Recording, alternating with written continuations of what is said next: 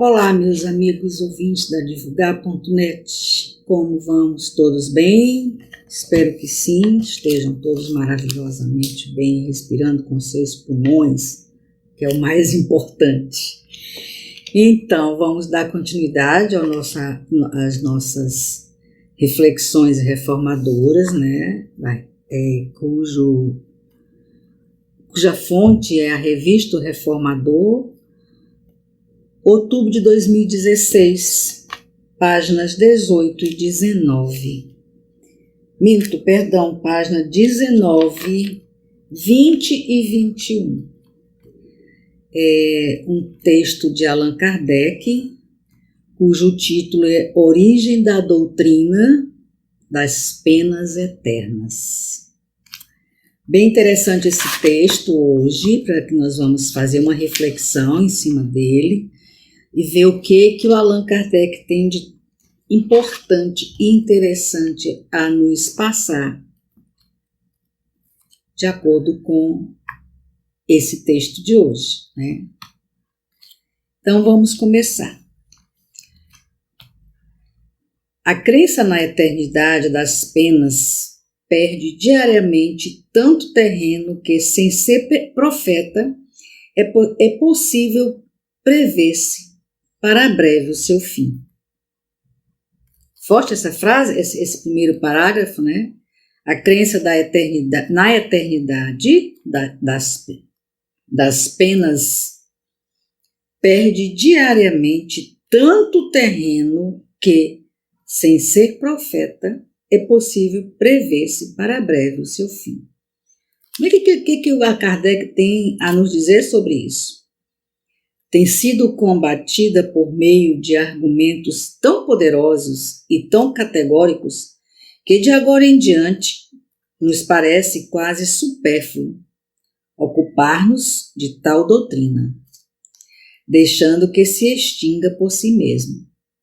Entretanto, não se pode contestar que mesmo caduca ainda constitui o argumento principal, utilizado pelos adversários das ideias novas, o ponto que defendem com mais obstinação, por ser um dos lados mais vulneráveis que ela apresenta, e porque preveem as consequências dessa queda.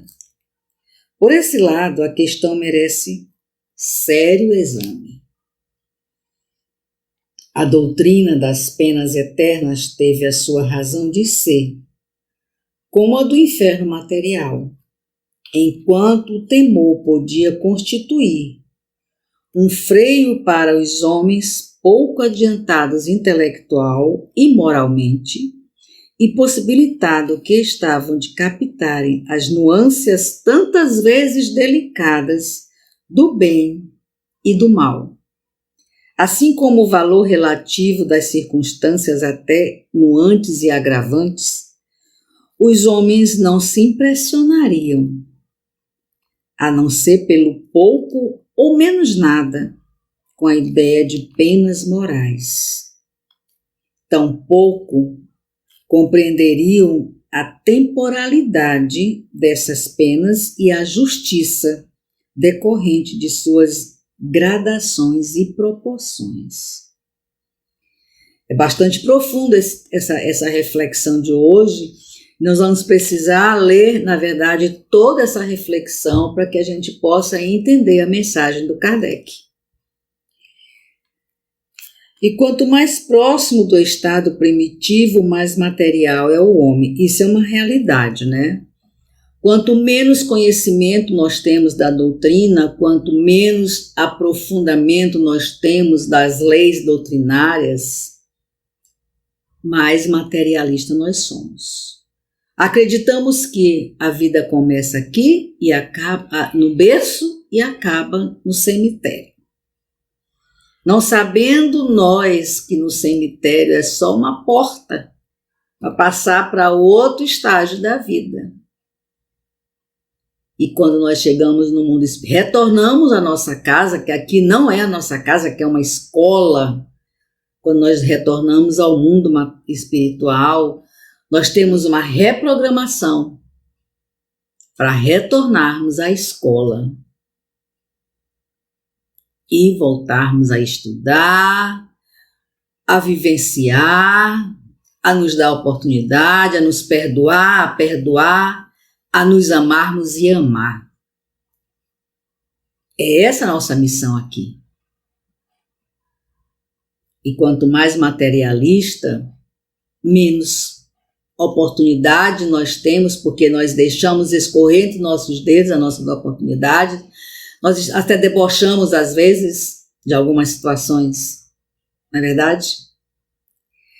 E o senso moral é o que mais tardiamente se desenvolve nele, infelizmente. Razão pela qual não pode fazer de Deus, dos seus atributos e da vida futura, senão uma ideia muito vaga e imperfeita. Assimilando a sua própria natureza, Deus não passa para ele de um soberano absoluto. O nós materialista, nós olhamos Deus como um ser intocável, um ser absoluto lá no seu poder, na sua honra, na sua glória, no seu temor. Nós não amamos, nós tememos a Deus. Às vezes, quando a gente criança, a gente ouvia uma trovoada, os nossos pais diziam assim: olha, Deus está brigando contigo, porque tu fizeste isso, isso e isso. Olha, Deus está te castigando. E a gente não amava, a gente temia assustadoramente Deus. Que pena que a gente fazia isso na nossa infância, né? Hoje, depois de adulto, que conhecemos a doutrina, a gente tem uma noção, uma pequena noção da faísca do tamanho do amor de Deus por nós, e que jamais Ele faria algo ou concordaria com algo que nos maltratasse. O que nós sofremos e o que nós sentimos são resíduos do nosso caminhar, das nossas decisões. Deus não tem nada a ver com isso. Pelo contrário, Ele nos salva, nos livra de muita coisa que nós colocamos em nosso caminho. Ai de nós se não fosse o amor de Deus. O tanto de peripécia que a gente apronta, o tanto de energia negativa que a gente solta nesse mundo, solta para os nossos amigos, solta para nós mesmos.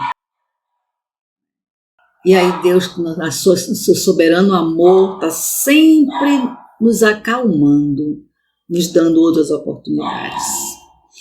Tanto mais terrível quanto invisível como um rei despótico que, fechado em seu palácio, jamais se mostrasse aos súditos. Era isso que nós pensávamos de Deus. O ser todo-poderoso lá no palácio dele, dando as ordens, nos castigando, e nós não tínhamos. A nossa possibilidade de nos aproximarmos, de entendermos Deus era zero.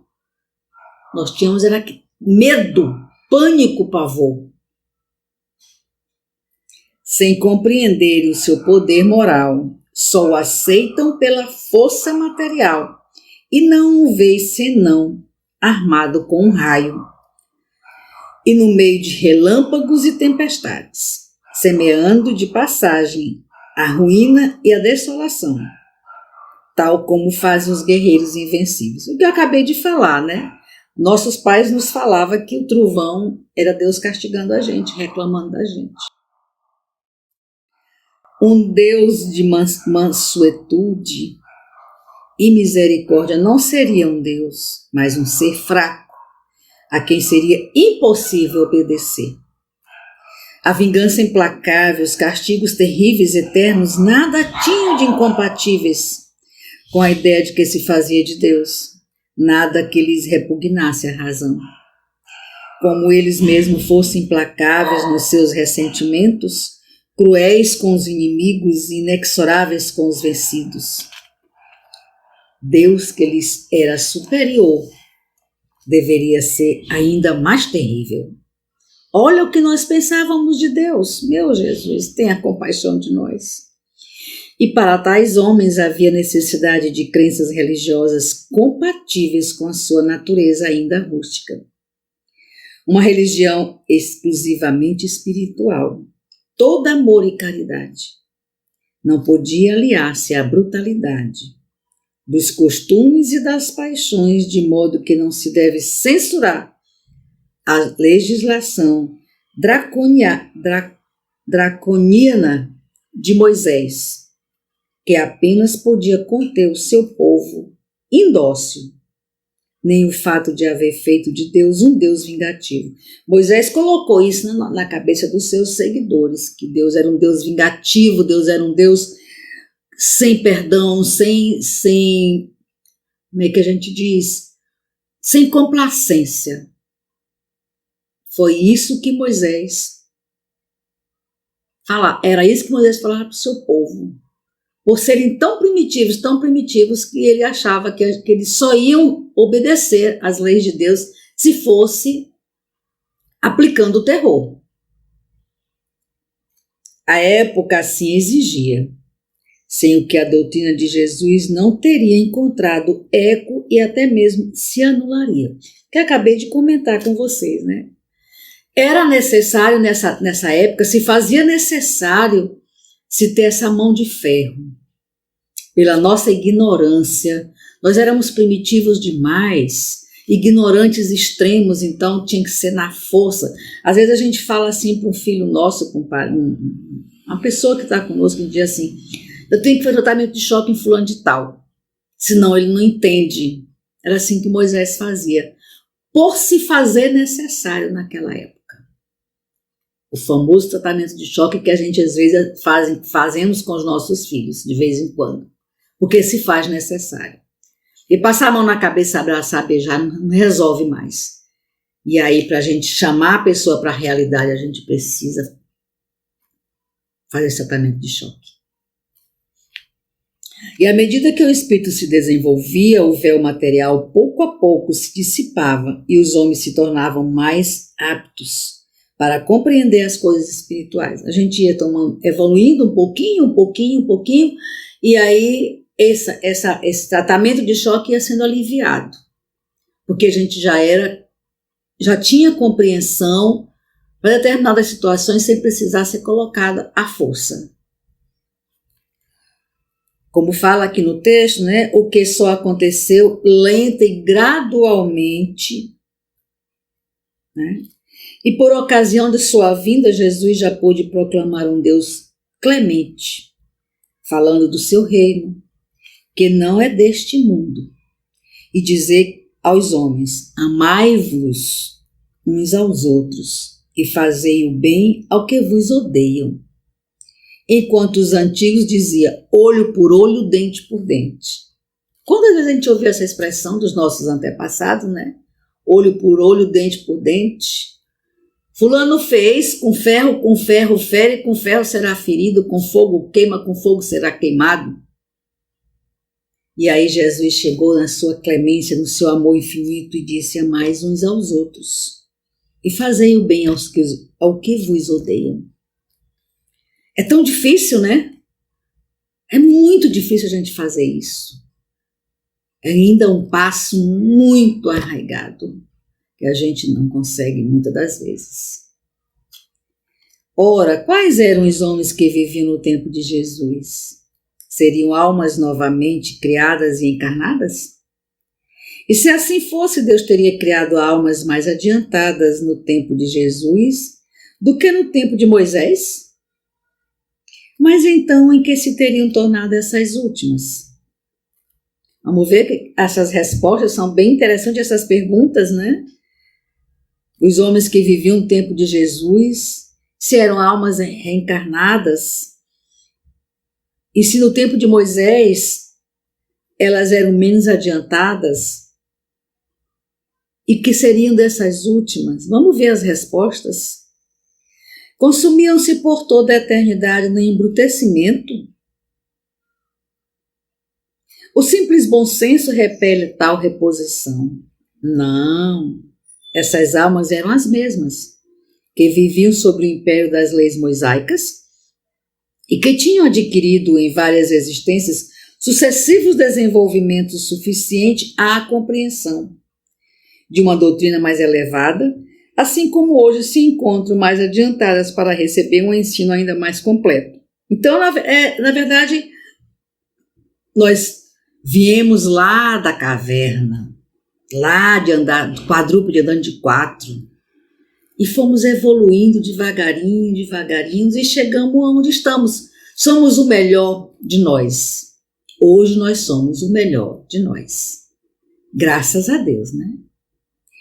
Todavia, o Cristo não pôde revelar aos seus contemporâneos todos os mistérios do futuro. Ele próprio disse: muitas coisas ainda vos diria se as pudéssemos compreender. E é por isso que vos falo em parábolas. Mas o Cristo foi muito explícito, sobretudo no que diz respeito à moral, porque tocando nas cordas sensíveis da vida material, sabia fazer-se compreender. Quanto aos outros pontos, limitou-se a semear sobre a forma alegórica os germes que deveriam ser desenvolvidos mais tarde. E a doutrina das penas e recompensas futuras pertence a essa última ordem de ideias. Sobretudo em relação às penas, ele não poderia romper bruscamente com as ideias preconcebidas. Teria que ser bem devagar, bem de mansinho, para que pudesse ser absolvida. E vindo traçar aos homens novos deveres, substitui o ódio e a vingança pelo amor do próximo e pela caridade. O egoísmo pela abnegação já era muito além disso. Não podia racionalmente enfraquecer o temor do castigo reservado aos prevaricadores, sem enfraquecer ao mesmo tempo a ideia do dever. Então teria que ser realmente paralelo, né? Ir se ajustando para que não abrisse a porteira e o rebanho saísse sem destino, sem entendimento. Tinha que ser bem leve. Sabedoria de Jesus, né? Eterna sabedoria, imensa sabedoria. Se prometia o reino dos céus aos bons, esse reino estaria interdito aos maus. Para onde iriam esses? Precisava de uma compensação capaz de impressionar inteligências ainda muito rudimentares, de modo que pudessem identificar-se com a vida espiritual, visto que Jesus se dirigia ao povo, à parte menos esclarecida da sociedade. Sabemos, né, que Jesus buscava os menos esclarecidos, os que tinham menos condições materiais, os abandonados, os maltratados, os peregrinos. Eram esses que Jesus buscava, era lá que ele ia buscar a sua ovelha. E para a qual havia necessidade de imagens de algum modo palpável, e não de ideias sutis. Foi essa a razão porque Jesus não entrou em minúcias supérfluas a esse respeito. Naquela época, bastava lhe opor uma punição à recompensa. É o tipo, toma lá, dá cá. Eu te dou isso, tu me devolve isso. Se você fizer tomar essa atitude, se você for até ali na esquina e fizer isso, eu te dou isso aqui de recompensa. Era a lei da recompensa. É uma mão dá e a outra pede de volta. Era mais ou menos nessa maneira. E se Jesus ameaçou os culpados com o fogo eterno, também os ameaçou de serem lançados na Gena. Ora, quem vem a ser Gena? Um lugar nos arredores de Jerusalém, um montouro onde se despejavam os imundícies da cidade. O lixão, né, como nós chamamos hoje, era o lixão. Dever-se-ia interpretar isso também ao pé da letra? Jesus falava de parábola, sabemos isso, então vamos ver o que significa isso. Entretanto, era uma dessas figuras energéticas de que ele se servia para impressionar as massas. O mesmo se dá com o fogo eterno. E se tal não tivesse sido o seu pensamento, ele estaria em contradição consigo mesmo ao exaltar a clemência e a misericórdia de Deus. Pois clemência e vai sair essa palavra. Inexorabilidade são pensamentos antagônicos que se anulam. Seria, pois, equivocar-se singularmente sobre o sentido das palavras de Jesus, atribuindo-lhes a sanção do dogma das penas eternas, quando todo o seu ensino vem proclamar a mansidão do Criador. Então, nós vamos ficar por aqui nessa reflexão. Teria muito mais coisa para a gente conversar, para a gente ler, mas seria um excesso de informação que a gente ia terminar se baratinando e não entendendo o que realmente a reflexão nos traz de mensagem. E aí nós vamos falar só o último parágrafo que ele fecha assim. A falta de fogueiras, porém, prevalece ainda as perseguições materiais e morais. Tão radicadas está no homem a ideia de um Deus cruel, nutrido por sentimentos que lhe são apregoados desde a infância. Poderá o homem estranhar que o Deus que lhes apresentam, lisonjeado por atos bárbaros, condene as torturas eternas e veja sempre piedade o sofrimento dos culpados. Então, precisamos olhar Jesus com os olhos do amor que ele olha para a gente. E não imaginarmos, um Deus cruel, um Deus vingativo, um Deus sem clemência, sem amor. Não, pelo contrário. Jesus nos trouxe a prova de quanto Deus é amor, de quanto Deus nos dá a oportunidade, de quanto Ele nos perdoa, de quanto Ele nos alimenta de esperança, de quanto Ele é generoso, é benevolente, e Ele não está num pedestral, muito pelo contrário, Ele está em todo lugar, do nosso lado, no local mais frio, mais penalizado que exista, Ele está lá, conosco. Ele não nos abandona em momento algum, independente de como nós estamos nos portando, onde nós estamos, como estamos agindo, Ele está do nosso lado, sempre, sempre. E essa certeza absoluta que nós temos de que Deus não nos abandona em momento algum é que nos faz ter esperança de dias melhores. É que nos faz acreditar que essa escola de sofrimento que nós temos aqui se faz necessário para que nós possamos crescer espiritualmente, para que nós possamos responder a Deus, nosso Pai eterno, que o amor que Ele nos dedica está florindo, está crescendo dentro de nós, está nos transformando em espíritos benevolentes, espíritos angelicais, que é o que Ele quer de nós. E Ele tem toda a paciência do universo para que nós possamos responder a esse chamado do nosso amado Mestre Pai. E aqui nós encerramos mais uma reflexão e eu quero agradecer novamente, mais uma vez, a companhia de vocês, a audiência, Wanda Barros, para divulgar.net. Fiquem todos com Deus e a Virgem Maria os proteja hoje e sempre. Até a próxima.